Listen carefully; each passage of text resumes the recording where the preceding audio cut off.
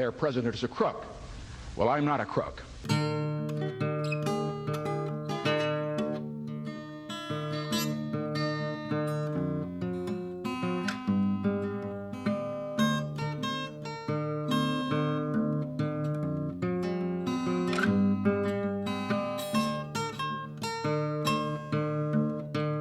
You are listening to TMI for the week of December 3rd, 2018.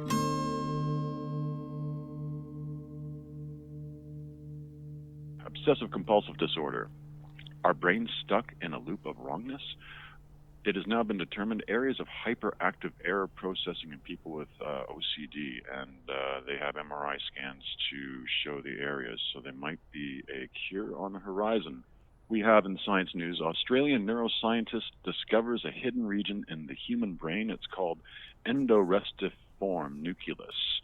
And sounds really interesting with regards to what that means for the future of trying to find areas of mental health issues.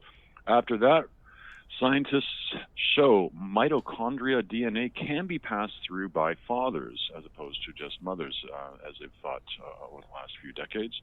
Also, study unlocks full potential of supermaterial and graphene. Followed that, study has revealed that youth who play football or anything that damages the brain, that the nerve fibers in the brain end up being, well, let's just say it changes how the brain develops. After that, we have...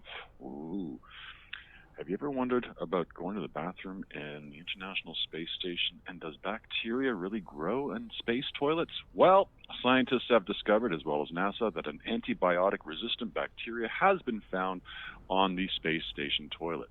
More on that later. Also, we have coming up, a mysterious seismic wave recently shook the entire Earth, and scientists can't explain why.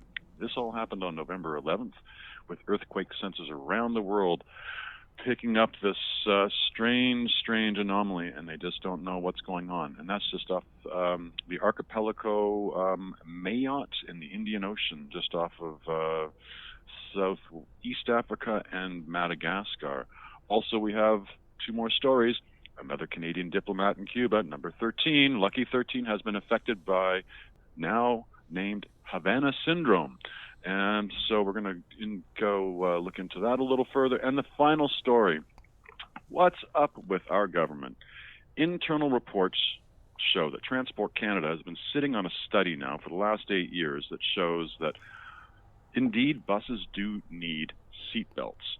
So what does that mean to the families of Humboldts and the survivors and all the parents out there who send their kids to school every day on school buses? Back to you, Wolf.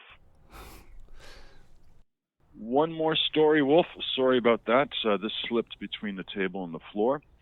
Tom Arnold and Jim Carrey were visited by the Men in Black following their tweets against the so-called president of the free world. So, more on that later after the break. Back to you, Wolf. Possible show titles. Kleptocrat. Cheddargate. Yeah. Towergate. President Individual 1. Well, we have a guest here with us today. I totally forgot to introduce him, and I feel really bad about this because he just came in with a beautiful coffee. We have Professor Rusty Steele here, and he wants to just put some input with regards to your show titles.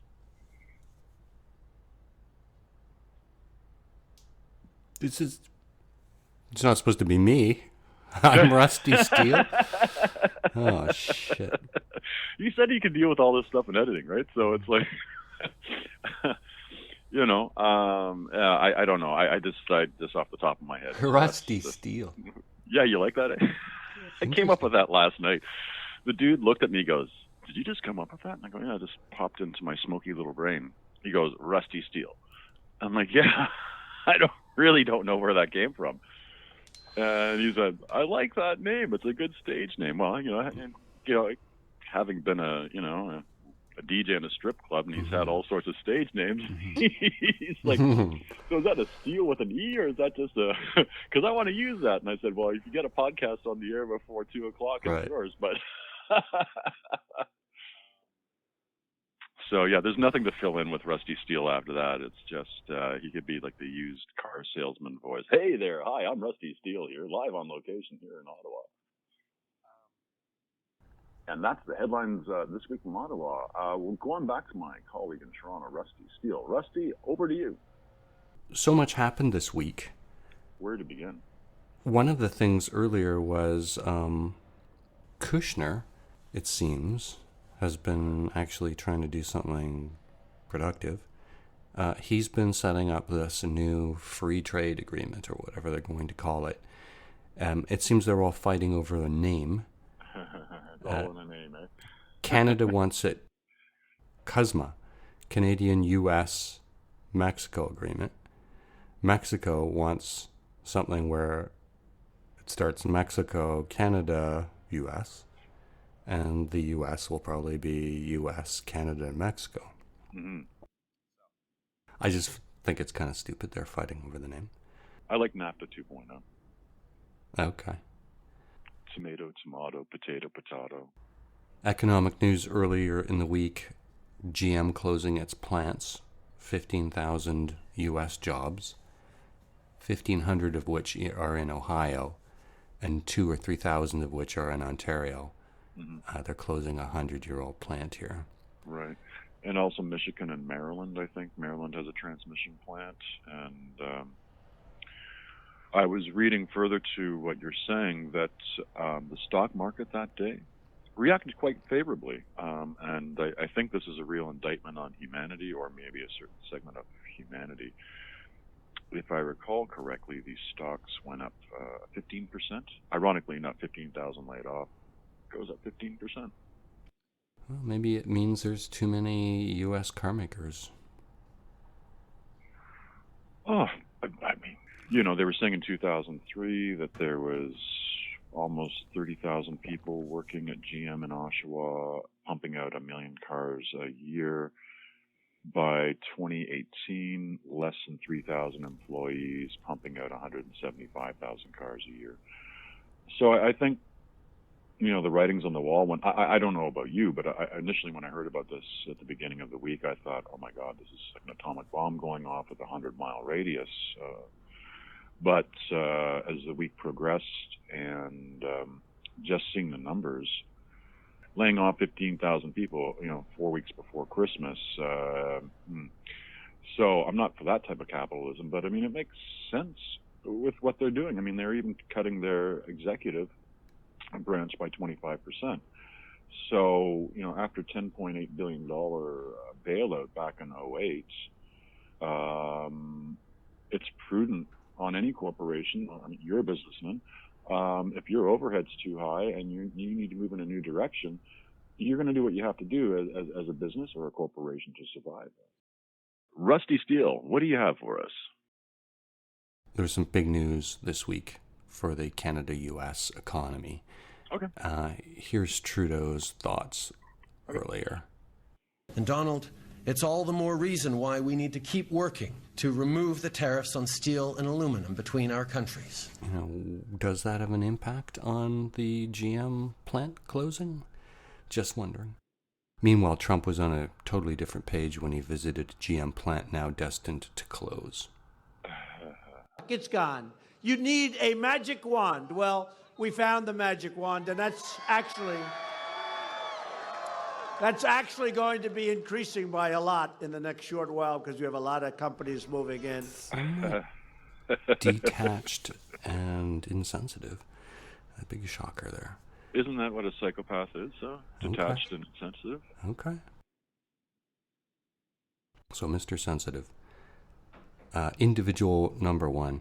After warming them up with galvanized baby jails and tear gas at the border, Trump has to switch from trying to sell the wall to Mexico to pestering House Democrats to sign for one. Trump defends using tear gas at the border on migrants. Are you comfortable tear gassing they're not, as you know, they're not. They had to use because they were being rushed by some very tough people, and they used tear gas. And here's the bottom line. Nobody's coming into our country unless they come in legally. I tell you, those 4-year-olds are getting tougher all the time. I thought they were tender before, but... I always say these kids need to toughen up. But, and then Trump said... How did you feel when you saw the images of the women and children running from the tear gas? Well, I do say, why are they there? I mean, I have to start off. First of all, the tear gas is a very minor form of the tear gas itself. It's very safe. The ones that were suffering to a certain extent were the people that were putting it out there, but it's very safe. But you really say, why is a parent running up into an area where they know the tear gas is forming and it's going to be formed, and they're running up with a child? And in some cases, you know, they're not the parents. These are people, they call them grabbers. They grab a child because they think they're going to have a certain status by having a child. You know, you have certain advantages in terms of our crazy laws that, frankly, Congress should be changing. You know, if you change the laws, you wouldn't be having this problem. I think that's happened like twice in history where somebody's grabbed a kid at the border. And... I was just thinking they're crazy. You know, it's funny, totally safe. Well, as an aside, I recall when I was 17 years old in basic training for, it was a summer youth employment program that the armed forces had. And so we're up at Camp Borden, and we were in the gas hut doing calisthenics. And the basic training was that morning was how to deal with tear gas. Again, I don't know why, the context in which this training was supposedly justified. And so our officers had masks on, their gas masks on. And the guys and gals, all of us, were 17, and we had to do calisthenics as they released tear gas into the hut. And I know I didn't throw up, but I know there was a few people that did throw up, and then we all had to go and shower off afterwards and go for lunch. But that stuff is not benign. I don't know what the hell Trump's talking about. Having only been exposed to tear gas once, it's not nice stuff. So I don't know if the 1981 or 82 version of tear gas versus the 2018 version of tear gas that the military uses is different, but it's not fun. So the week had only begun. MBS's murder of journalist Khashoggi. Here's Eric Swalwell, Democratic representative from California, summing up these two main stories. Mm-hmm. I think the president has put transactions above U.S. values, and that's not just with Russia. That's with the Khashoggi case. Someone said to me yesterday on an airplane, he said, I hope you guys keep looking at the Russia stuff. But he said this Khashoggi deal with the Saudis is happening right now in plain sight. And I think he's right. And what he means is that the president's prior or existing, and we're going to find out if it's existing because we're going to get his tax returns, his financial interests are driving U.S. foreign policy. And in about 39 days, there's going to be a lot more light on what those interests are. When you have the subpoena? Yes, when we have his tax returns and when we start to be able to interview whether it's Matt Whitaker and whether there was an agreement there to be protected by this new acting attorney general, or whether it's with pardon offers that he's been making to witnesses who are starting to back out of cooperation agreements. Backing out of cooperation agreements was how the week really got underway as far as Trump's concerned. Yeah. Assistant to Individual Number 1, the National Security Head John Bolton. No, I haven't listened to it. And I guess I should ask you, why do you think I should? What do you think I'll learn from it? Well, you're the National Security Advisor. You might have access to that sort of intelligence. Yeah. How many in this room speak Arabic? You have access to an interpreter? Look, you want me to listen to it? What am I going to learn from? I mean, if they were speaking Korean, I wouldn't learn any more from it either. The interpreter would be able to tell you what's going on. Then I can read a transcript, too. I'm just trying to make the point that everybody who says, why don't you listen to the tape, unless you speak Arabic, what are you going to get from it? Can you imagine? What are you going to get from it? Well, let me just say it, because I don't want to say it. Yeah. You're going to hear screams. You're going to hear, okay. Look, I mean, yeah. And then it's going to be hard for you to follow Trump's or Individual Number 1's direction. That's what it's about. I recall hearing that, and I just kind of cringed through the entire, edited version of what we had heard. And, wow. Former U.S. Foreign Policy Ambassador under Albright during the Clinton years, Wendy Sherman. They could listen to it with a transcript sitting by them or with whisper interpretation while they're listening. But I feel like this is see no evil, speak no evil, hear no evil. Three monkeys sitting on a couch, not willing to accept what the CIA is trying to tell them. And quite frankly, it is so... I was trying to think of an instance where I went up to Capitol Hill on a very serious security issue without the CIA. I know that the Republican majority would have insisted upon it because, quite frankly, they're more interested in listening to an intelligence assessment than to a policymaker's assessment because they think it will be more factual and without politics. And I think that's exactly why John Bolton and the president see no evil, hear no evil, speak no evil. And this is because they wouldn't let the CIA director testify earlier this week. But they were touching on people backing out of plea agreements.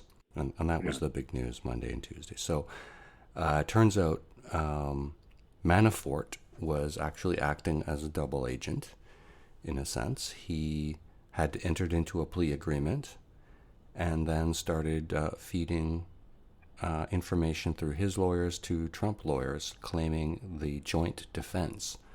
But as is the normal practice, when you enter into a plea agreement, you have pleaded guilty and have given up your defense, and therefore legally there is no joint defense agreement. He ticked off Mueller big time. They suspended his plea agreement, but of course that doesn't suspend the fact that he's pleaded guilty. So he's, looking at starting, at least at this point, at 17 to 20 years on Manafort's turning. Okay. Refused to cooperate, but even worse than that is agreeing to cooperate and then lying because you're going to get caught, you're going to face all of the punishment and then some. And so this is, I think, very serious business. You don't mess around with special counsel. Corrupt intent. Corrupt intent, yeah. Well, we just keep seeing that over and over. Well, he had, if I had to attach a cloud bubble above him walking out of the district court, the South District Court of Manhattan or whatever it is, he was exiting a couple of days ago, and he just had this deer in headlight kind of expression on his face, and he actually looked afraid. Here's more of Schiff on Manafort's turning.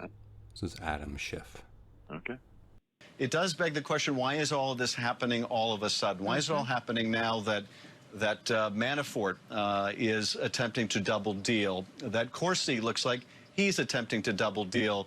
Is any of this related to the appointment of Whitaker? Has that changed the calculus of these witnesses who were willing to cooperate? Do they now feel that they're going to get a pardon? And if they do, why do they feel they're going to get a pardon? We're obviously going to have to explore all of that. What is the impact of having this particular attorney general in place? But we'll bring that up later. Another thing that happened this week was Trump finally replied to Mueller's questions in writing. And of course, we're all wondering, again, even Adam Schiff is wondering, what's with the timing? Right. Is there some connection between the president answering a certain way and, let's say, Michael Cohen's admission yesterday that he lied to Congress? Is there something like this? Is there something about the timing of this? But let's go deeper. The other thing that happened was, by the end of last weekend, Trump finally answered in writing Mueller's questions. It was interesting to note there was the add-on often by Trump's lawyers, to the best of my recollection. Here's Democratic Senator Richard Blumenthal on why Trump's lawyers added, to the best of my recollection. It provides a sort of safety valve in the event that the special counsel has some statement by that individual himself that would contradict it. And he can always deny his recollection. But the fact is, something like this would be remembered by the President of the United States. And the more facts are developed, the more we see the ties and connection between Stone, Corsi, Manafort, and WikiLeaks, and the bombshell disclosures of those memos that the Russians obtained and then made known through WikiLeaks. There's your WikiLeaks.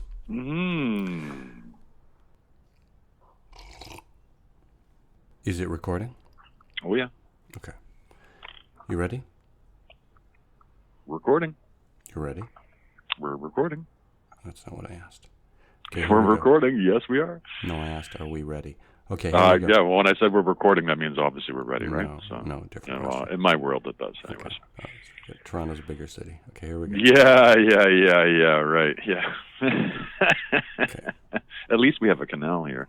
You don't have anything down there, so except the lots of size pollution. Of a sea here, but let me play this. Yeah, clip. but you can't skate on it, and we have actually more square miles than you guys. I think we're like 4,000 square miles, or 2,000 square miles, or 1,000 square miles, as opposed to you guys. So we both have nuclear power plants. Or power we do. Yes, okay, can we do. please? So here we go. This is it. You're missing the clip now. You would have thought it was funny. A civic conversation in which, if I say this is a chair, we agree that this is a chair. We can disagree on whether it's a nice chair, whether we should replace there, whether you want to move it over there. But we can't say it's an elephant. I thought we were against Obama chair. Yeah.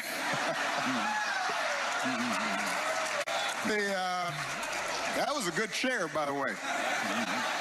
I noticed the folks who tried to move it this last election didn't have a good time. Harkening back to a better time.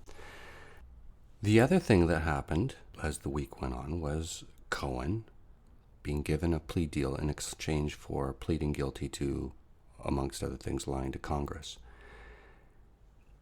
All of this stuff, the turning around of the plea agreement with Manafort, Cohen's revelations, all of this stuff is being rubber stamped under this new Attorney General. If you were thinking that Whitaker was going to go in and interfere, he hasn't been interfering. So that's of note. That makes one ask, how long is he going to last if he's letting this stuff proceed? After all these revelations that apparently the Trump Tower was still being considered for Moscow well after Trump had denied any interest in it, after Cohen's revelation that the Moscow Tower deal was still underway well into the campaign, much longer than he had said it was to Congress in his testimony, Trump suddenly admits the Moscow Tower deal was on. There was a good chance that I wouldn't have won, in which case I would have gone back into the business. And why should I lose lots of opportunities? I was allowed to do whatever I wanted during the campaign. I was running my business, a lot of different things during the campaign. It's a bit of a tone change from his denials of the past. Yeah, his excuses change as often as a wind. Cohen pleading guilty to Congress on the Trump Tower in Moscow. Lie. Negotiations went on 6 months later than had been testified to. Cohen's been charged and pleaded guilty to 8 tax and campaign finance violations. He's spoken for 70 hours to the Mueller investigation. Mm-hmm. He's been charged with lying to Congress. Shakespeare or Plato couldn't have written a better play.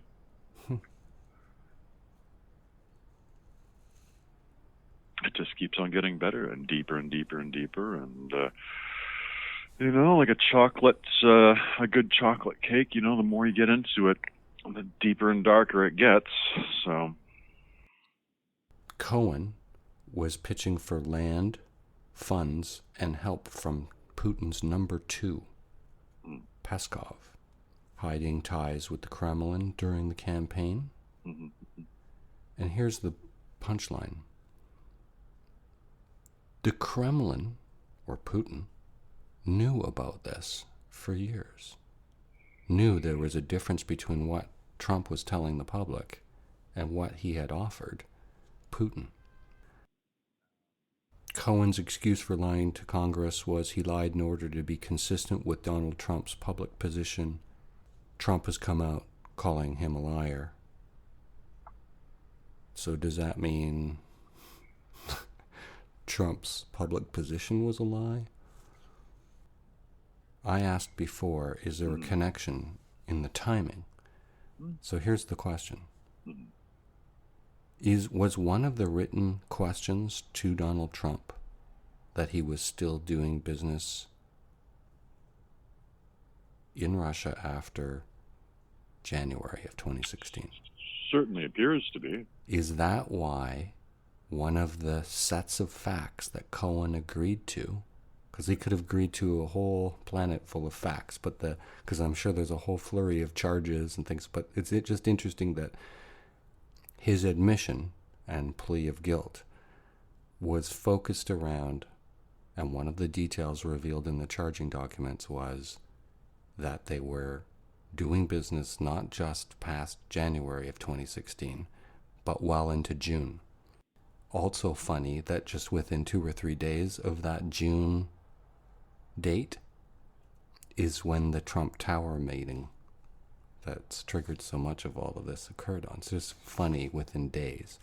Well, look at you have between Manafort, Cohen, and everybody else, you have that picture that was in the New York, not the New York Times, but I think the New York Daily Mail or whatever, one of those tabloids, of Marie Le Pen and the Starbucks at Trump Towers with, I think, Bolton or one of those clowns.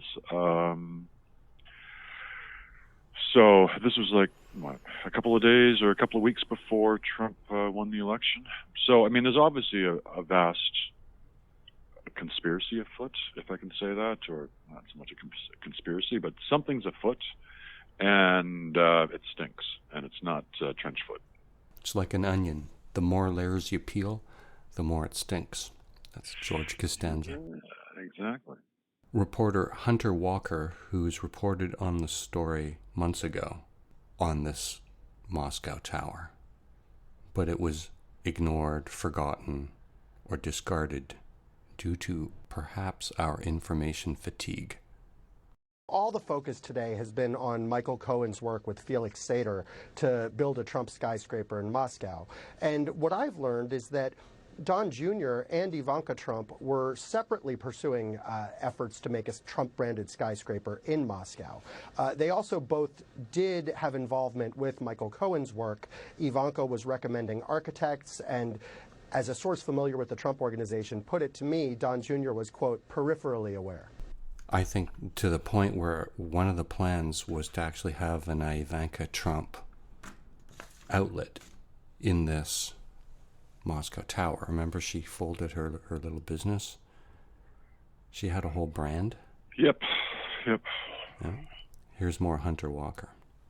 And then Don Jr. and Ivanka had their own efforts, which included one with the Agalarov family, who your viewers will know from the infamous Trump Tower 2016 meeting, and that was in 2013. And then Cohen was also doing this on his own. So basically, they put a lot of lines in the water, and I think that really just indicates how much President Trump wanted to see his name on the Moscow skyline. I mean, I really don't, honestly, man, I really don't know what to say. I mean, it's getting really incredible. Am I wrong? Well, here? no, I mean, it's been incredible right from the very beginning. Well, but I say this every week. Oh, this is the week where it's all going to change. Yeah, but I'm not the only one saying it this time. Here's more Hunter Walker. Oh, God, help us all. Well, Felix Sater was basically the main other person working with Michael Cohen to build Trump Tower Moscow. But he also was involved when Ivanka and Don Jr. were trying to build Trump Tower Moscow in 2006. He chaperoned them on a trip to Russia, which BuzzFeed first reported back in May, and I just confirmed today.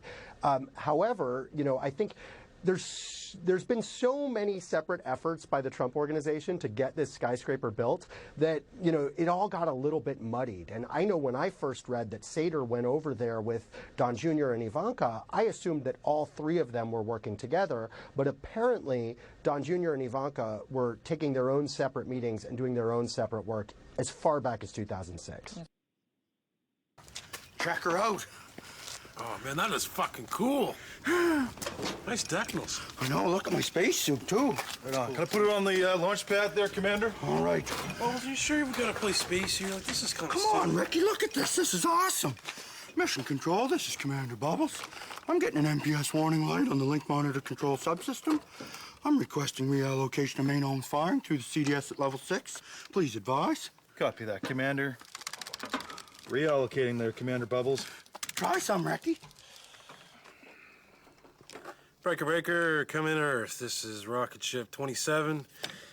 Aliens fucked over the carbonator on engine number 4. I'm gonna try to refucculate it and land on Juniper. And hopefully you got some space weed over. How's that, buddy? I don't fucking know. Ricky, that's not very good. Use space words, real ones, not talking about space weed. Nice power rockets are firing all over the place. They got lasers that aren't shooting, and Bubbles, I can't fucking do this. My brain doesn't work with space talk. I hate playing space. Julian, make him do it right. Let me do the talking, Mr. Leahy. All right, Randy. Hey, boys. We got a complaint that someone's getting high and drunk playing space in the middle of the street. Yeah, us. Fucking stoned right now. Got a problem with that? What do you think? And because space weed, my mind doesn't work all that space talk all over the place. Yeah. But here's the thing: is if was you that? approve what it, episode was that? What? What season was that? What episode was that? If you're gonna guess subject season 5 around episode 8 is my guess. Okay. But that's just a guess. It's in the middle of the run. But I want it's so fabulous, and it's available on Netflix. Find us on Twitter @ThatArcher, our podcast page, tmi.twxnet.com. Rate the show on iTunes. It changes the way the show is listed. Flashback to a 1970s John Dean, now being compared to Cohen. That there was a cancer growing on the presidency, and if the cancer was not removed, the president himself would be killed by it. An insatiable appetite for political intelligence, all coupled with a do-it-yourself White House staff, regardless of the law. And now Nixon, defendant number 1. Their president is a crook. Well, I'm not a crook. And then history repeats. The counsel to the president, John Dean, has also resigned. It's Cohen, right? Mm-hmm. Look, I mean, really, honestly, the Americans have they seem to, you know, they're a little more, how should we say it? The Americans are in your face, but I think every government is guilty of this, quite frankly. It doesn't matter whether it's Nixon or whether it's Reagan or Bush, may he rest in peace, or Clinton or Bush Jr. or Obama. Every administration seems to be guilty of something, and it's just whether or not they get caught. So, really, and I think it's true with any administration around the world. It doesn't matter what jurisdiction you're in. So, this is just the human condition, man. We're corrupt. The Trump Tower meeting around, I think it was the 6th of January 2016, the pursuit of the Moscow Tower till around the 9th, all within days. The idea was trading deals for politics with Russia. So other people in the Trump organization testified before Congress. They all kept their story straight. Cohen is now the only one who's admitted his testimony was a lie, and yet it was consistent with everyone else's testimony, meaning that there's a whole bunch of people who testified who may be in some trouble now. And again, what differences between what Trump answered to in writing recently and what Cohen said later last week? Here's individual number one. In Russia, I have no deals that could happen in Russia because we've stayed away. I have nothing to do with Russia. I have John, how many times do I have to say it? Are you a smart man? I have nothing to do with Russia. I have nothing to do with Russia. Trump's changed his tune a little bit. There would have been nothing wrong if I did do it. If I did do it, there would have been nothing wrong. When I run for president, that doesn't mean I'm not allowed to do business. I was doing a lot of different things when I was running. Even if he was right, it doesn't matter because I was allowed to do whatever I wanted during the campaign. Which is, as usual, not true. But Whitaker was told in advance of all of this. And again, didn't do anything to stop it. I assume he's in trouble with Trump. Reporter Jason Leopold this week. Sater is the one who said he came up with the idea for giving Vladimir Putin or handing that penthouse to Vladimir Putin as a way to entice oligarchs into purchasing the rest of the apartments in Trump Tower, Moscow, in which, Trump Organization and Michael Cohen and Felix Sater could earn quite a bit of money. It apparently, obviously, didn't get very far because the entire project fizzled, but Michael Cohen did discuss this, as you noted, with a representative of Vladimir Putin's press secretary. And as we saw in today's, in the complaint against Michael Cohen, what we saw was that there were phone calls that Michael Cohen had with Dmitry Peskov, with representatives for Dmitry Peskov, in which he said previously that those communications never took place. He sent an email to an email address, and that was the last of it. But we now know that those conversations were quite extensive. We have confirmation from that from at least 4 sources. And I want to make clear that Anthony and I had been working on this for a good 6 months. And obviously what transpired today sped up our reporting quite a bit. So we put this together at this point.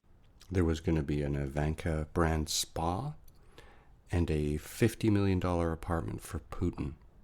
To add to his villa in Sochi. Here's more of individual number one. Michael Cohen is lying, and he's trying to get a reduced sentence for things that have nothing to do with me. Now, so is he telling the truth before Congress, or is he lying? I don't think anyone can figure that out. But let's leave that for smarter minds. It's a bunch of 5-year-olds. Who stole the juice box? Here's Trump talking about Putin. Putin likes Trump. And he said nice things about me. He called me a genius. He said we're going to win. That's good. That's not bad. That's good. Some of my opponents said, we want you to disavow that statement. Why would I disavow? Okay? Why?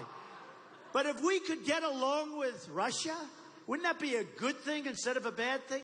You talked about Manafort's demeanor. There's something so weird about him. Here's a little slice of Manafort. So to be clear, Mr. Trump has no financial relationships with any Russian oligarchs. That's what he said. That's what I said. That's obviously what our position is. Yeah, Manafort seems to be acting like a guy that has a little red dot right between his eyes, Yeah, I was wondering if there would be some repercussions from the Russian oligarchs if he stepped out of line. Is that why he's not testifying? I would not want to be around him when he's starting his car. Yeah. I don't think he'll be starting his car. He's being held. He's currently being held, possibly in solitary. And it's kind of interesting. There was all this talk about how quickly Virginia moves to get ahead with its judicial progress. They operate very quickly. There's not a lot of delays, apparently, in that circuit of courts. There was this big push to get on with this report from Mueller on how well Manafort had cooperated pre-sentencing. He's not being sentenced till March. So he's just going to sit and now all of a sudden they're taking their time. Anyway, okay. Interesting. Things that make you go, Yeah.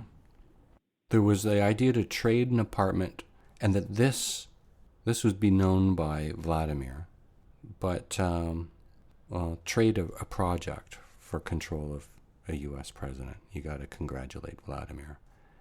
You can't blame him. The guy was trained as a brilliant KGB underling, and he exceeded his master's qualifications and objectives. He's a KGB caseworker. Yeah. Formerly. Yeah. Yeah. So a bit of a gear change just because we're going through the week chronologically, but then Friday morning we hear midday there's an earthquake and a tsunami warning in Alaska, and Friday the Alaska airport disrupts air traffic control in Anchorage. Is that for FedEx? It's Tower FedEx 49. FedEx 49 heavy, go around. Going around FedEx 49. Mr. Aircraft, there was a earthquake here. Aircraft, we're evacuating the TRACON for earthquake, and everybody's stand by. Pretty serious stuff. Yeah, that's actually interesting. I hadn't heard that. Yeah, okay. Can you imagine landing your FedEx aircraft just as the earthquake hits, and you're just trying to figure out, okay, is that the aircraft touching down, or like what in God? I'm just thinking with regards to that picture of that car that fell 10 feet in the road, and you're like landing an aircraft, and all of a sudden your runway drops away. Mm-hmm. It's just like, what the blazes is going on here? Yeah. You're landing, and all of a sudden you're underground. Yeah. Hadn't even thought of that until I just heard that clip. I was like, oh, jeez. So by Friday, the president cancels a planned meeting with Putin, not because of an impeachable offense revealed by his personal lawyer, who turned state's evidence. We look forward to meeting with President Putin, but on the basis of what took place with respect to the ships and the sailors, that was the sole reason. And here's the Kremlin's reaction, quote, "We've heard the official explanation and taken note of it, but is it true? I think the true reason is rooted in the domestic political situation in the U.S." Pretty mean. Isn't that mean? For guys who are all buddies and stuff. Look, we've... Okay. You follow politics long enough. I've been in politics long enough to know that you have your public face and you have your private face. But you saw that grin on Putin's face at the Helsinki summit. I mean, you could just tell that he was taking advantage of a less intelligent person. Oh, for sure. I mean, but that's, again, Trump puts down his intelligence community. Not that I look at that as an oxymoron, but Putin's well-trained. Okay. And, and Trump's going into this like a 3-year-old. Yeah. So he's going to get spanked by Putin. On Voice of America, Trump says to Greta Van Susteren, frankly, in light of what happened with Ukraine, with the ships and the sailors, it just wouldn't be the right time. But I will meet with him. I think we have a very good relationship, and I think we're going to have a very good relationship with Russia and China and everyone else. I mean, I think it's important. So I'll meet with him at the appropriate time. Like 5 minutes after that interview. Former CIA Director John McLaughlin explained the term contramont. I think by lying to the American public, as he did, and by the fact that the Russians knew he was lying, had this never come to light, this would be a classic case of what the Russians call compromat. Interesting, it's a CIA director explaining about lying. So here's a flashback to Trump on Fox in 2015. Do you like Vladimir Putin's comments about you? Sure. When people call you brilliant, it's always good, especially when the person heads up Russia. Yeah. Well, I mean, also as a person that kills journalists, political opponents, and invades countries. And invades countries. Obviously, that it would be a concern, would it not? He's running his country, and at least he's a leader. Unlike what we have in this country. Yeah, but again, he kills journalists that don't agree with him. Well, I think our country does plenty of killing also, Joe, so, They voted this guy in. A reminder of what Putin said at their secret meeting with Trump in Helsinki. sir, does the Russian government have any compromising material on President Trump or his family?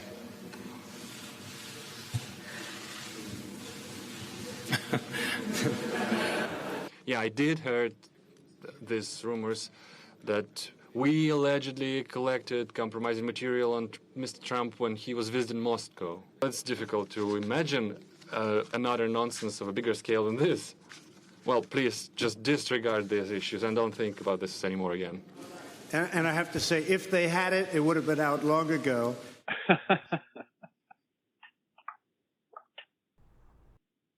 Again, former CIA Director John McLaughlin. Putin didn't say no. That's the main thing. He talked all around it, and he said, don't talk about this anymore. And Trump jumped in to kind of underline the point in an odd sort of way.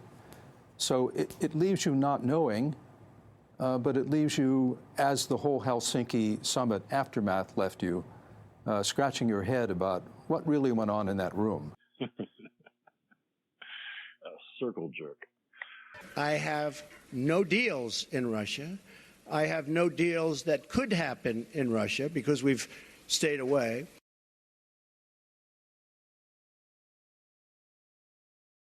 Roger Stone, political consultant, lobbyist, and strategist, noted for his use of opposition research.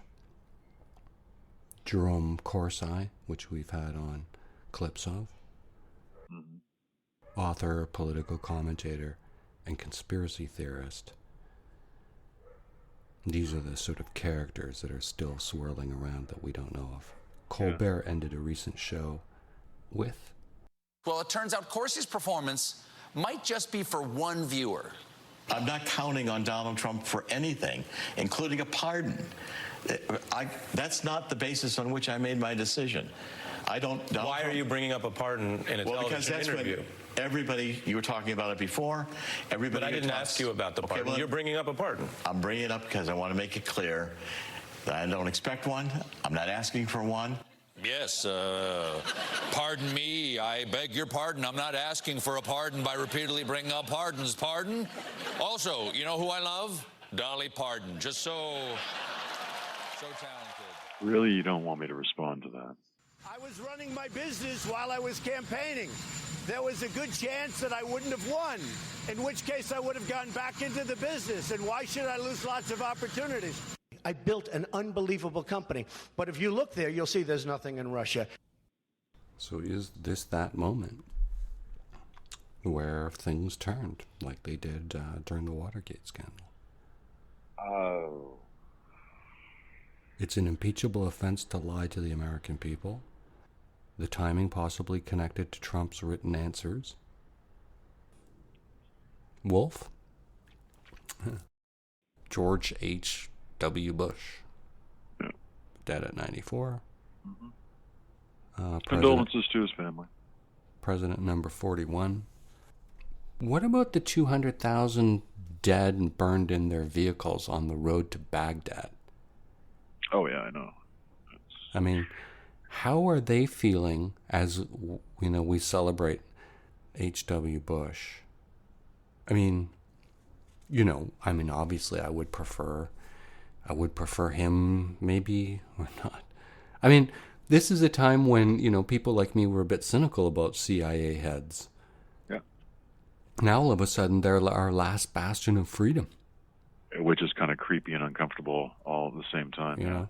And the only reason I think that super liberals are literally tearing their heads out over the death of H.W. Bush is because there's such a horrible president in right now. And so you're like, oh, I wish we had W. Bush, or I wish we had H.W. Bush. And, ooh, what a great man and stuff. And I'm sure he's, 1,000 times the man I'll ever be. However, what about his war dead? Yeah. There's hundreds of thousands of people. And then as head of the CIA, how many waterboardings and bamboo up fingernails and missing... there's some blood on some hands. Oh, yeah. All of a sudden, we're going to stop talking about and let me pause here. We're going to stop talking about Flynn, Papadopoulos, Stone, Corsi, Manafort, Page, Eric Prince, Cohen, individual number one. Well, we can also look at that. We can look at that.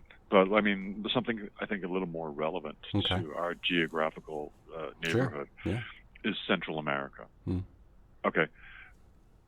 The reason, or part of the reason, anyways, that we have these migrants, thousands of migrants sitting in Tijuana right now, is precisely because of Ronald Reagan, George Bush Sr., Iran-Contra scandal, that sack of human waste, Oliver North, all these individuals, okay, the assassination of Archbishop Romero, which was probably at the order of George Bush Sr. Or Ronald Reagan, one of those two incompetents, an archbishop in the middle of a Catholic mass. Oh, let's go assassinate him because he's a threat to the United States of America. Well, Noriega, Grenada. Yep. Well, Noriega turned out to be a bit of a. I mean, if you look at everything that's going on in Nicaragua right now, I mean, they're as corrupt as Trump. So, well, but I'm just saying. Meanwhile, they were putting him on display, but they were selling cocaine to fund their little extracurricular. I mean, just the hypocrisy of it all. Yeah, no, it is.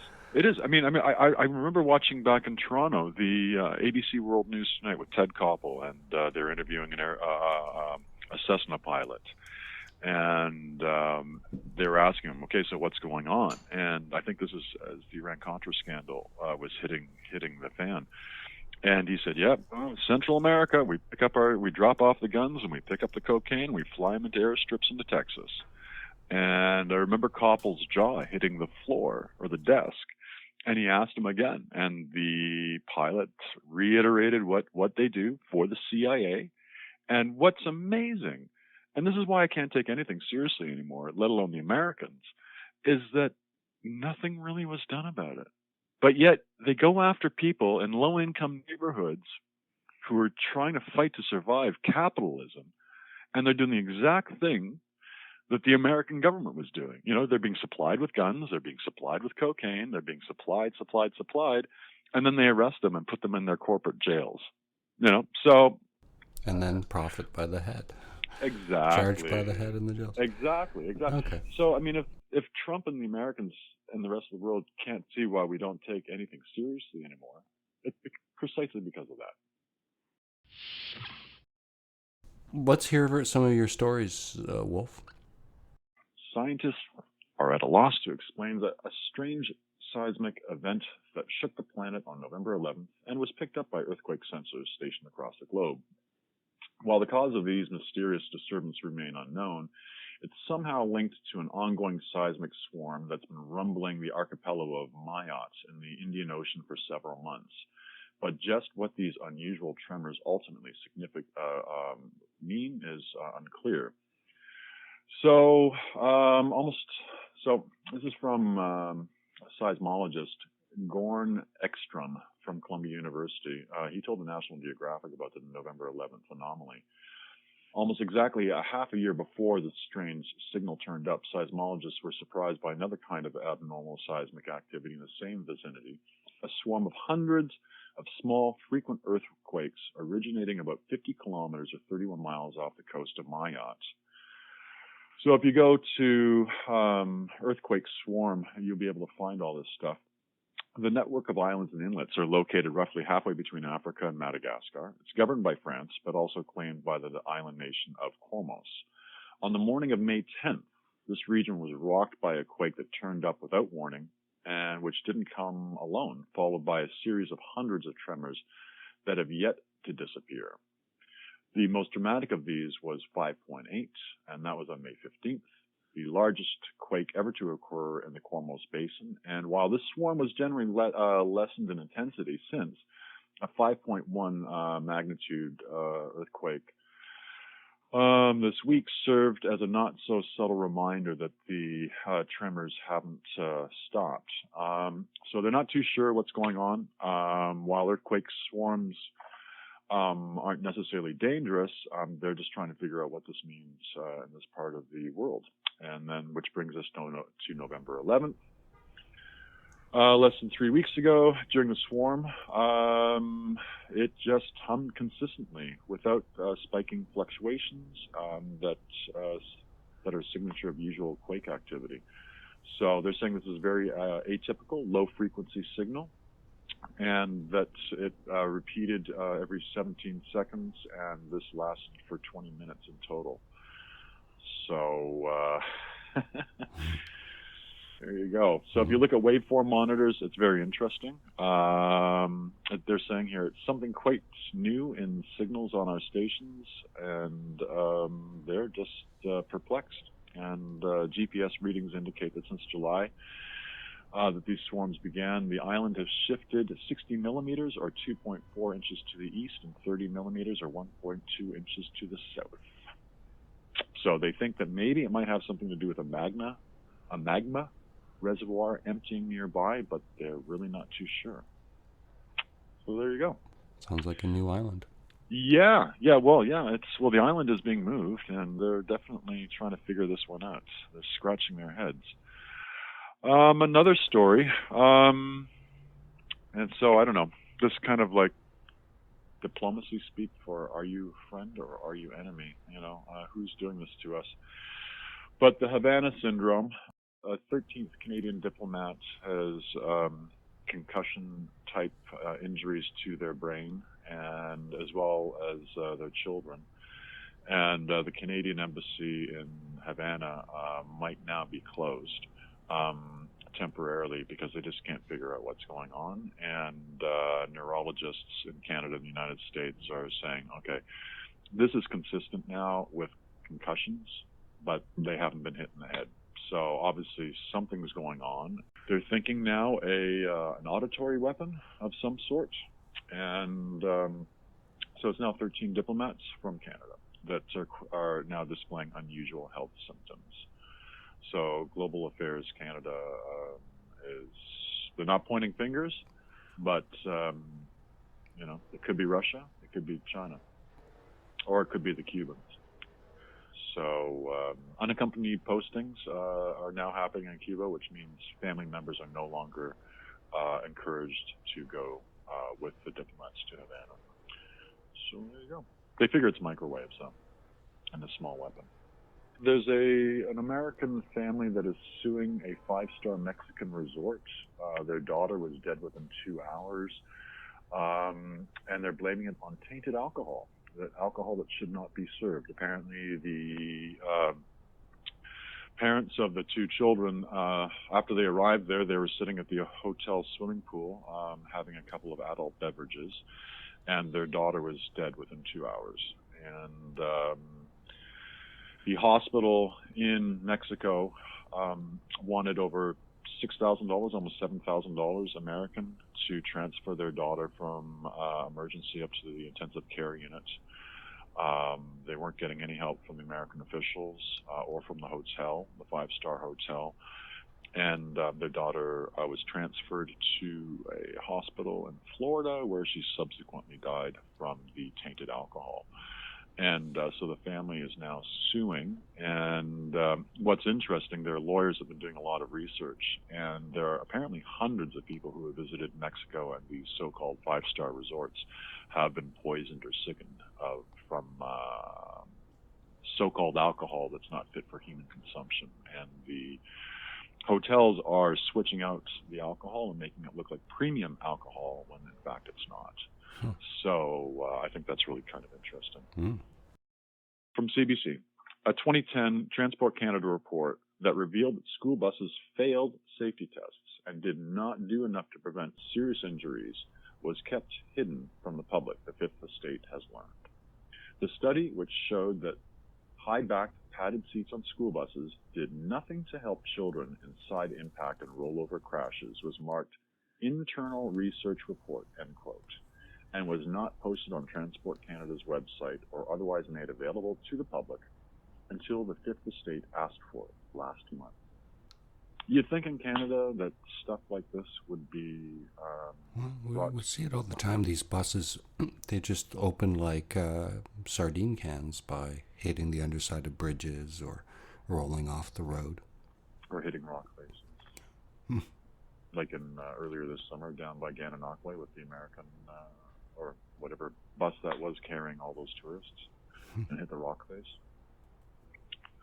I can't remember how many times as a kid going to school in the school bus and going over bumps, and we'd all wanted to sit by the rear axle because we'd be thrown into the air, and it'd be almost like a sport. Who could hit the roof? Right. You know, or get flown over into the other seat, or something like that, landing in the pretty girl's lap. You know, it was a sport.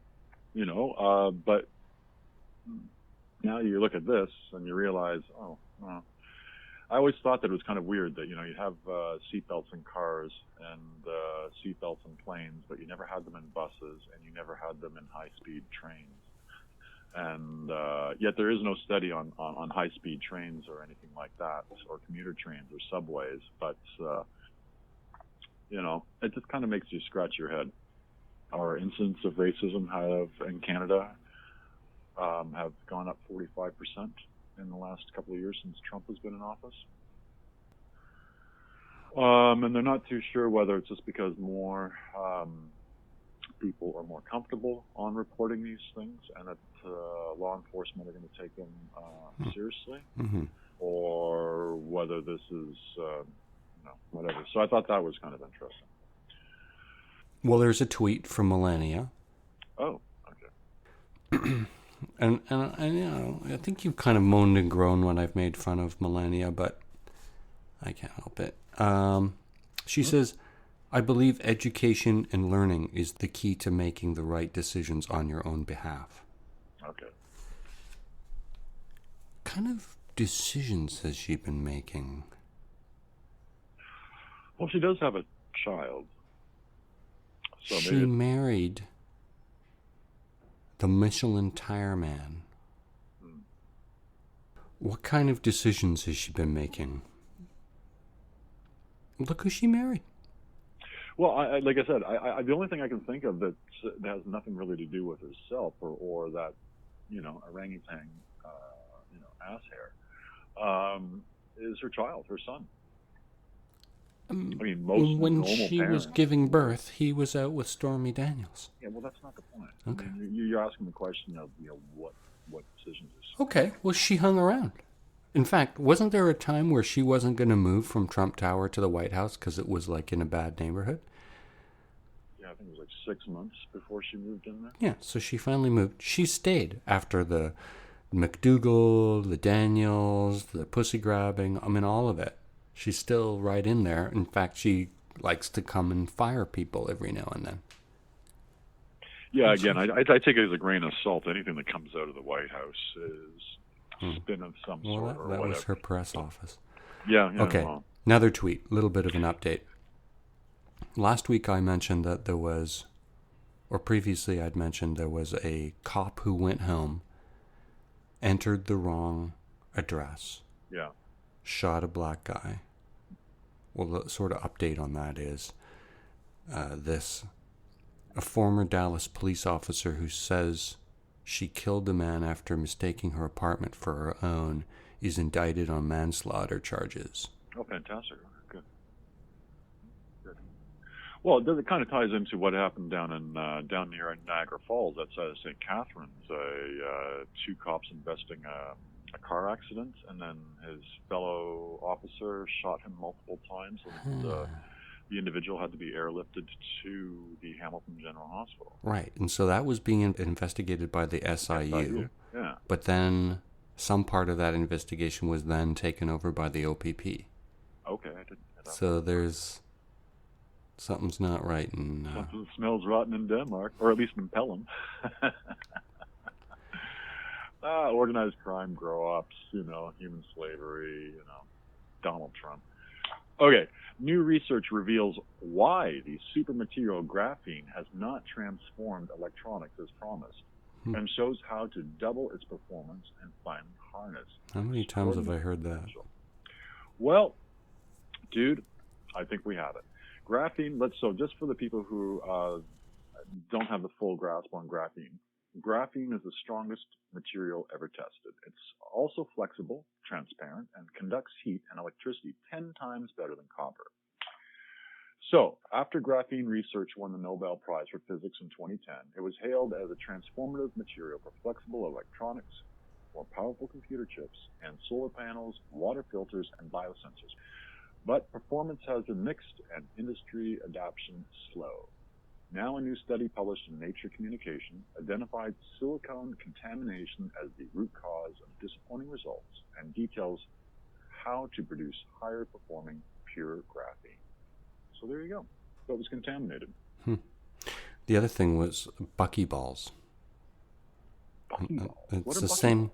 Well, it's these little spheres that are formed, and apparently in anywhere where there's smoke or char, a certain percentage of the carbon naturally arranges itself.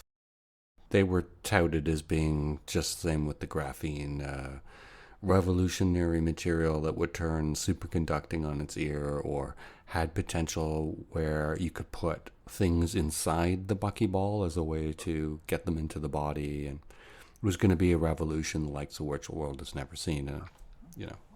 Every 20 years there's another story how it's going to change the world. I'm a little bit cynical about all this carbon-based stuff.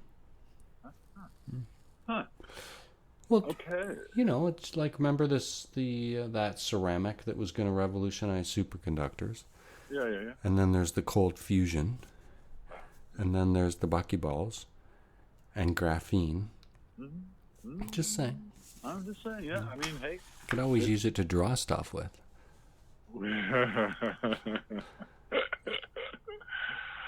Oh, yeah, no kidding. Okay, so next news story from Science News Magazine, or whatever it's called, sciencenews.com or scinews.com. Study shows mitochondrial DNA can be passed through fathers. So the article goes on to say, some things you learn in school turn out not to be true. For example, there are just 5 senses, or 3 states of matter. Now cutting-edge research has added to the list by proving that mitochondrial DNA, the power source for our cells, comes from both our parents, and not as biology students are taught just from our mothers. The research published in the Proceedings of the Natural Academy of Sciences showed conclusively that 3 unrelated families, mitochondrial, from the father's sperm has been passed to children over several generations. So, what it does, it converts sugars and fats and proteins that we eat into molecules our cells then use to power themselves. So when things go wrong, the results are often catastrophic, resulting in lifelong problems or even death of affected babies in the womb.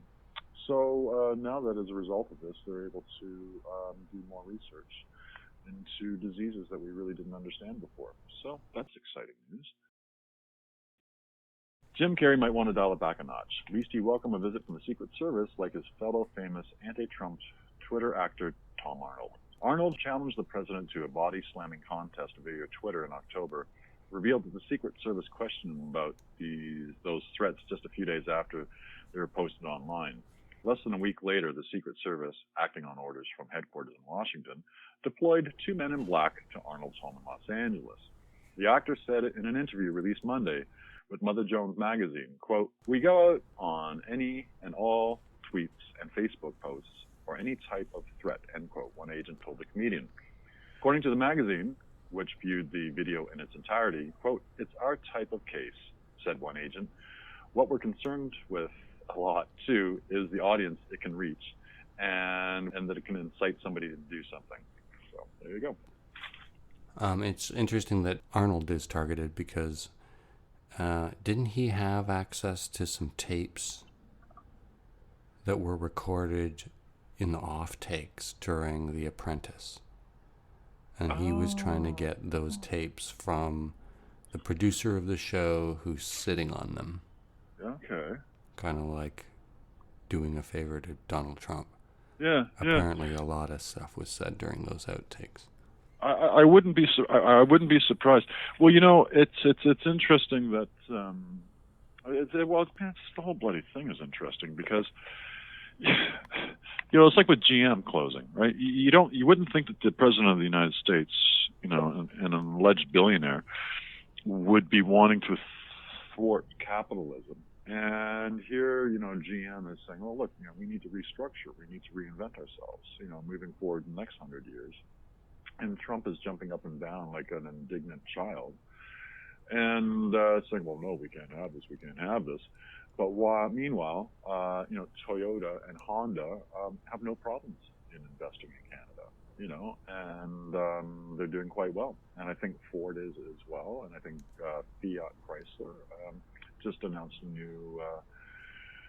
new line of cars that are going to be coming out in the next few years and ramping up production in their 3 factories, I think it is, in Italy. So there was a headline today that said, sorry, Americans, people aren't buying sedans, or at least not American ones. And if you think about it, all these cars that you see, the BMWs and the Audis, and they're all sedans. Yeah, or SUV crossovers, I think. I mean, they all want big vehicles. Yeah. I don't know. Usually it has to do with the price of gasoline, but gas has been high for so long. But anyway, that's the style. Is big. Yeah, gas here, I think the lowest this week was 89.9. That's why I have to buy premium, so it always seems to be $1.50 to me. It never makes. Well, those North Toronto people, they have to have their premium cars and their premium gas. So. Ooh, that's unlike the South Ottawa people. Well, I don't live in North Toronto, South Ottawa. Yeah. I live in the market. I walk everywhere I go. So. Upper Canada, Lower Canada. Aren't you guys Lower Canada? That's Quebec. I'm still in Upper Canada. Ontario. What about the Valley? Didn't they used to make fun of the Ottawa Valley? Up the Valley there, boy. Yep. Is there an accent? Oh, yeah. Definitely an accent. And is that brought from the East Coast? Where's the accent from? Irish. Huh. Yeah. The dude, his grandmother's Irish. And we actually almost got into a verbal argument a few days ago because I said, man, you got to stop calling women dear and love. With the Me Too movement, and he just looked at me and just tried to tear a strip off me. I said, man, I'm really not interested in what you're saying. If you want to get into trouble with the gals, that's fine with me. And then I had my mom correct me, and I had egg on my face, and it was my fault. Apparently, according to my mom, it's a very Irish thing, love and dear. And so you hear it quite a few places, whether it be in the stores or wherever. It sounds like a Ben Wicks cartoon. Yeah, well, apparently it's very big out in Newfoundland and what have you. This is what she pointed out to me, that you hear it everywhere in Newfoundland, and it's it came over from Ireland apparently. So, I was schooled. I had egg on my face. I was wrong. So who's the latest Me Too? Neil deGrasse Tyson. Oh, yeah, I saw that email just before the show. Yeah. Shoo. I read part of an article last week that said... I mean, man, like I said in the email, I mean, really? I mean, you can look at somebody cross-eyed nowadays and you've offended them. So, I mean... Well, a professory type is working around young women all the time. The un-United States, pardon me, is a litigious society and just as racist as Canada. And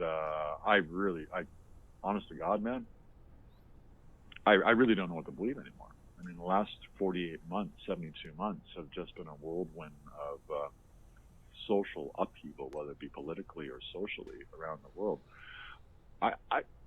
I mean, we're convicting people without anybody being arrested, without anybody having their due time in courts, without evidence being heard. We've gone back to a 15th century lynch mob mentality in the 21st century. So, again, like I said in my email, I mean, your friend there, no names mentioned, went on some diatribe about Neil deGrasse, and I was like, yeah. That's why my email was the way it was, because the United States is litigious. He's an African-American person. With the racism in the States being what it is and around the world, I just don't hold any water to it anymore. I mean, If it's true, then egg on my face, and I'm wrong, and I'll be totally happy to admit that on our show. But well, thank you for your mansplaination. Well, I'm just saying. I mean, you know, we've turned back to the 15th century. We're convicting people without anybody being arrested, without any evidence, without nothing. Wow. So, I mean, that's interesting. So, as communities have dissolved in the last 300 years, there's good and bad with that. Yeah. I mean, all you have to do is live in a small town to see what the power of gossip and stuff. On the other hand, that is the fabric of a community, is holding people responsible for their actions and having to live up to the values of the community. I mean, that's a good thing, actually. Now, if it's ill-founded and not properly researched and consequences are levied before proper judgments are made. But on the other hand, that's a good sign, though, that there's still some cohesive set of values that tie us together and keep us civilized. Agreed. But we'll have to see how things pan out. I mean, I certainly hope that. Okay, well, just like Avenatti.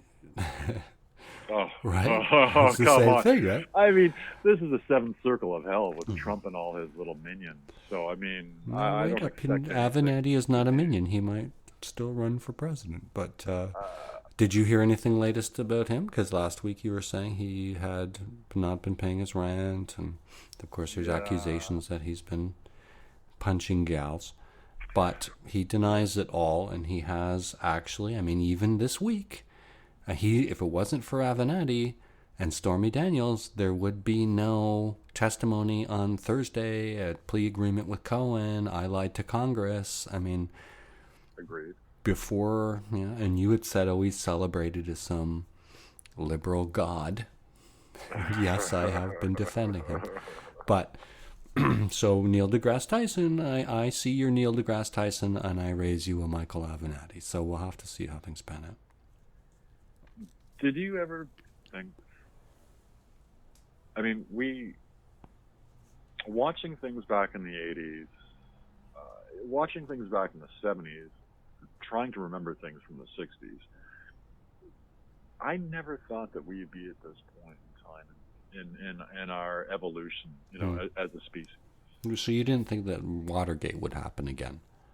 Because I swear to God, that's what I think we are in right now, is Watergate. I would have. I was hoping in my heart of hearts that as a species, we, as we try to understand gravitational waves, electron microscopes looking into the mitochondrial DNA, that somehow that our emotional intelligence would also evolve. But it seems like we're stuck in a swamp. Well, okay. Let me explain why I'm not shocked.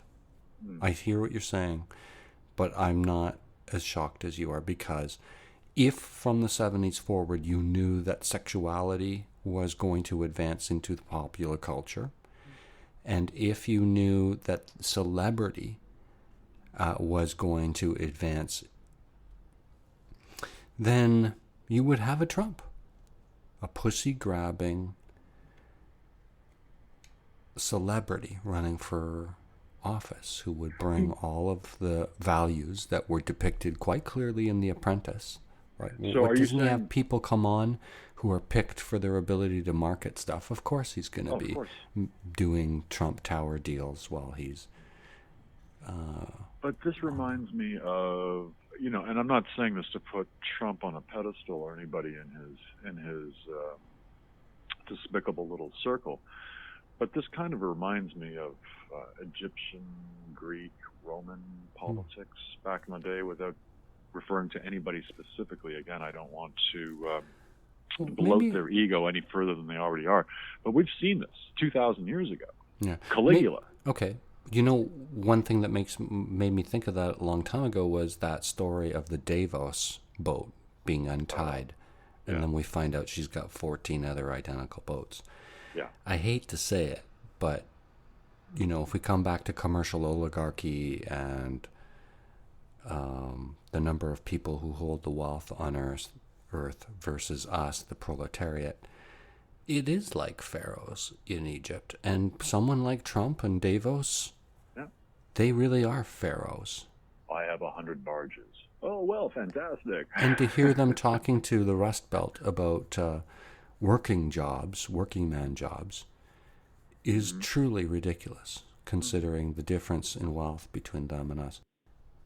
By January of 2016, 62 men held 50% of the world's wealth. By January of 2017, 8 men held 50% of the world's wealth.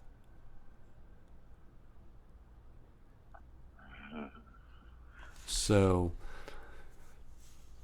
it is like pharaohs and slaves. It is. Yeah, it definitely. I agree. It's okay. And apartheid. America is apartheid.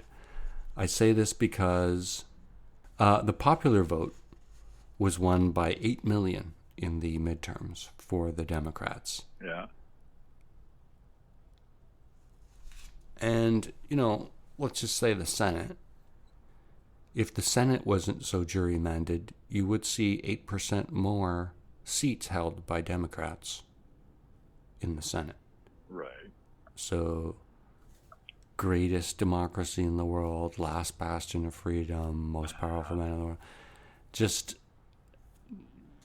and okay, they won a majority of 40, maybe even now 41 seats in the Congress. I don't know. We got some work to do here on this whole democracy thing. And, Citizens United and corporate financing and this, lack of representation. We see it time after time in both America and the United States where the popular vote goes one way and the seat distribution goes another way. The Americans seem to do nothing about this ridiculous... Electoral college. Electoral college. Yeah. Yeah, I always understood a vote being a vote, one for one, Well, another thing that really disappointed me in Canada was Harper killed this idea of there was a per vote subsidy. So even if you didn't win a seat in your riding, but you got a pretty high percentage of the votes, your office would get some funding. Yep. Because you do represent a certain number of the people in that riding, and it shouldn't just be about who corporations want to donate to. I'm all for democratic reform. I think I can hear people's eyeballs rolling as we speak about this. But and what was Trudeau's promise on democratic reform? He wanted electoral reform as well, and I guess when he realized that he'd be losing seats because of the vote spread, he decided not to. And so that was, I think, his first promise kept, first promise broken. Okay, so he feels that the gerrymandered system would benefit him, do you think, in its current form? The current form, first past the post, is, I can't speak for Trudeau or the Liberal government, but I suspect that they feel that this is going to work for them the best. But if they did political reform like has been suggested in the past, that the Greens would end up having more seats, the Bloc Québécois would end up having more seats, the People's Party of Canada would have more seats. What was that phrase for multi-tiered voting? And everyone gets to pick it's called ranked ballots. Ranked ballot, thank you, yes. Where everyone gets to vote on, let's say, 8 candidates, and each round of voting, it's only the top 3 that remain. And first time you count everyone's first choice, and then you count everyone's second choice, and you keep adding that to the totals. And at the very end, you add them all up. But an election can take days. Just like some counties in the United States, their elections actually take weeks before they're actually added up. Yeah, that happened in the last provincial election here in Ontario. Just, I guess it was back on October 21st or 22nd. There was a great episode of Radiolab where they looked at an election that was going on in Ireland. Okay. It was covered in some detail. And it seemed that it spanned over several days, and all the media and radio stations were all covering it. And boy, it sure looks like you're dragging it out when most people just come home, they maybe they know or not know that it's being counted, and polls close at 8, and you check in again around 11:30, and they still haven't decided, so you go to bed, and that's the end of it. Whereas over the course of days, each stage of the ranked ballot is tabulated and calculated, and there's some upsets that are often quite unpredictable. Why draw it out and make a big deal out of it? Because I think that's what to do, to make it more interesting and to make it more exciting and draw engaging people into a big spectacle, and a better way to count people's actual choice.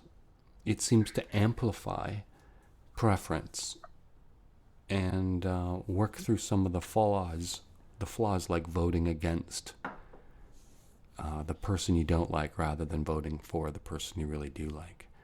So now, do you think, yeah. Sorry for walking over you, do you think in this day and age where everybody, rightly or wrongly, wants things instantaneously, that would That's the deter... problem. And you can't figure out why nobody votes anymore. Oh, I know. Maybe this is why. I know exactly why people don't vote, because politicians don't follow through and politicians make politics out of people's lives when it shouldn't be. I mean, it should be regarded as an administrative decision, not a political decision. Well, the trick that ticks me off is they make sure that they don't actually give their full platform during the election. Well, that's it exactly. I mean, that's like selling a car and you don't really know what all the features are on the car, or the lack of features on the car, and then it's not until you buy it and you realize, oh, it doesn't have an engine. Well, what the? And if you ask them, they say, well, we told you there was an engine. They don't want to make it public because the other side will then use it as a criticism sheet, and or copy some of their ideas. I mean, they've got lots of excuses not to, but what you're really doing is surprise. Yeah, exactly. Well, we do have an engine, but we didn't tell you that it was 2 gerbil power, or 3 gerbils in there, Oh, and the brakes, like the Flintstones. But it's a good, reliable car. We've made Skoda the national vehicle. It was in our platform, but it was secret. Skoda alone. I think Brock bought that for $1, didn't he? Yeah, I sold him a car for $1 too. Find us on Twitter @thatarcher. Send us an email, archer@twxnet.com. For guest links and contact info, visit our podcast page, tmi.twxnet.com. Find us on Android and Apple podcast apps. Subscribe and rate the show on iTunes.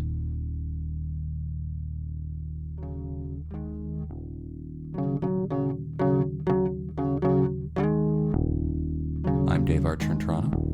And I'm Ian Stolberg in Ottawa.